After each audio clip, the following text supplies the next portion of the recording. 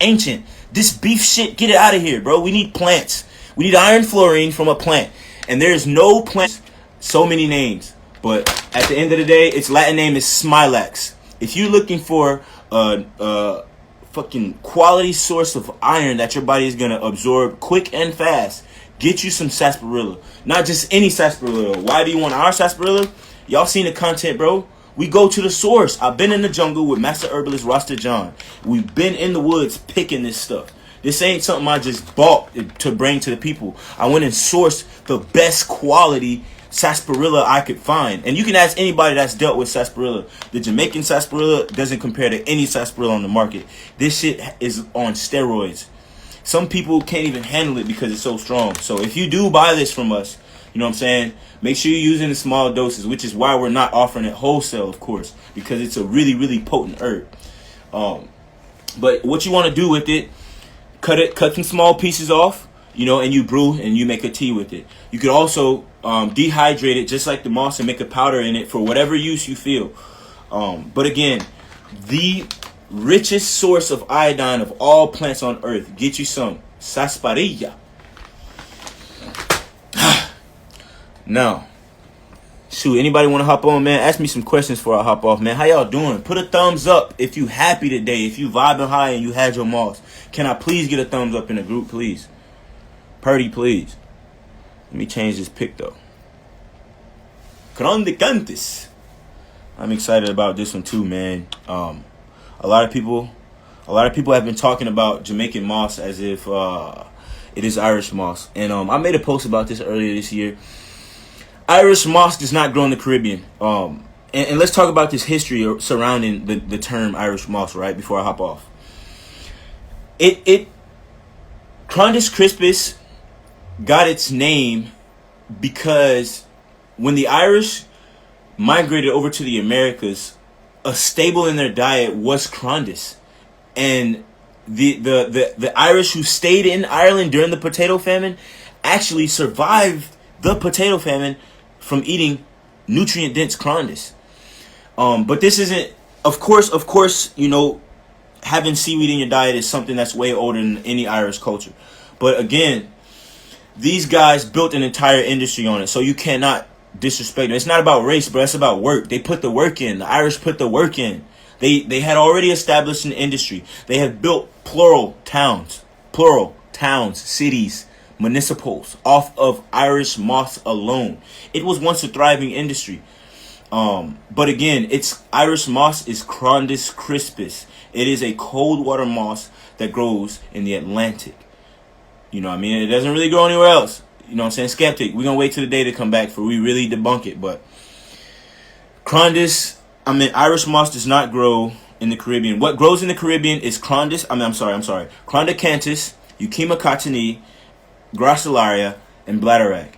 And this is why it's so important that we call the crops by what they are and not what we feel or what we want them to be. I was talking to someone earlier this week about the spelling of Crondus. And I mean, that's cool. But I'm just happy that you calling it what it is and you're not calling this some very vague or outlandish name that don't got nothing to do with this crop. Because it's a lot of misinformation. People just want to make money. Let's just be real. People out here to make money. Very few people got into business to really serve, you know. And I mean, time will tell. You're gonna see that stuff be revealed over time, but you already know why we here and what we do. We show it to you. How much more transparency do you guys need? Someone tried to say the moss is premature. Well, where's the scientific data that backs this fucking idea you created that you poofed out of thin air? Someone also said, what else you can't comb the moss off the rock. Well, I'm sorry, but I've only learned this from guys who've been doing this for 100 years.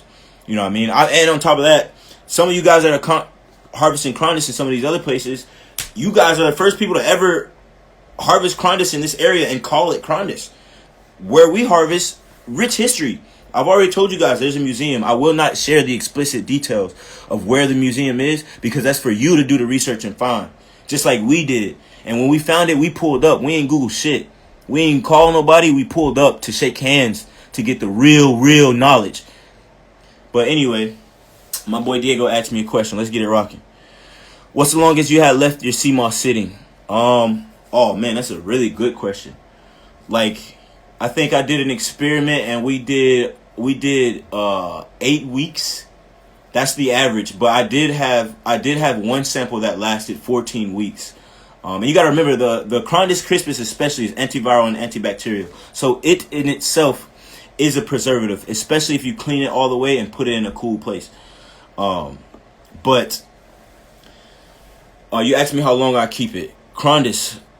So for the Crondis, I tell all of my customers, just to keep myself safe and my business and all the people that eat from High Hue safe, I tell them 4 weeks. But if you're making your own moss at your house, that jar should last you about 8 weeks.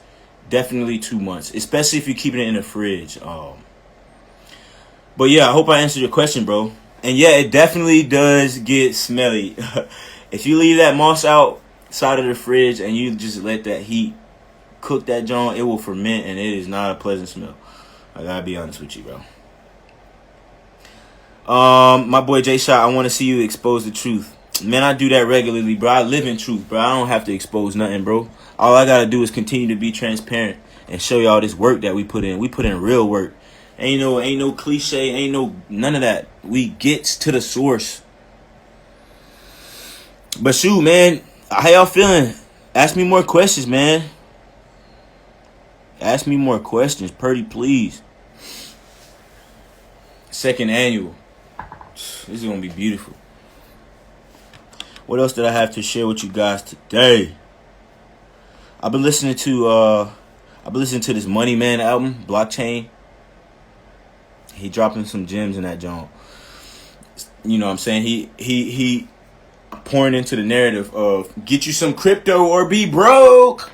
Here's the real deal, right? Here's why the crypto market is flourishing, right? Stimulus. Let's take it a step back, right?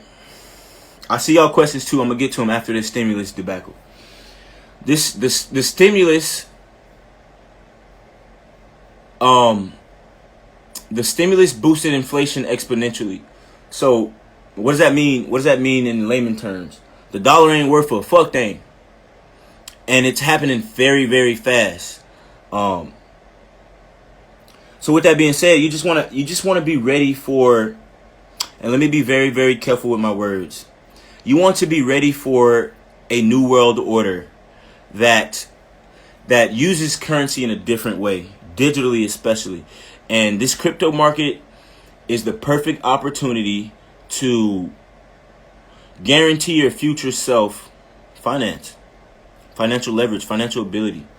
So don't miss out. And I'm gonna be straight up and tell y'all what I'm invested in right now, right? My personal big hitter is Saitama Inu. We had the Shiba Inu. We had that Shiba Inu take off about a week ago, and a lot of people poured money into it. But I was already invested. I was taking money out. I took my money out, put on another coin. And the coin that, like I said, Saitama Inu. Saitama Inu is a really, really great coin because it's designed to be a stable coin, right? And we hear people talk about stable coins all the time. What's the difference between a stable coin and some crypto that don't mean shit?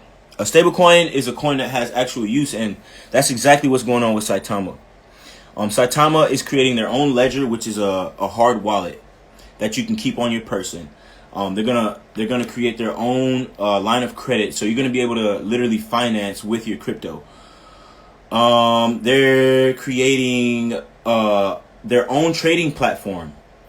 It's gonna be a SATA based platform where you can trade a shit ton of cryptos. And right now SATA is way below $1. It's like seven zeros below $1. It's like at its lowest point since it started for real. And no, it's not on Binance. I buy my Saitama with Bitmart. And again, make sure y'all follow Forever Rich, because Forever Rich is the group where we're really gonna start talking about crypto. But I'm just here because I love y'all. Y'all my fam. I gotta take care of y'all. Just type in Forever Rich on Insta. Make sure you follow them, because that's the group where we're gonna really be pouring into the community and educating them. But anyway, when you get here's the real trick about crypto. Buy the news. Buy the rumors and sell the news, right? So boom, I'm giving y'all the rumors about Saitama. Whether you want to believe it or not,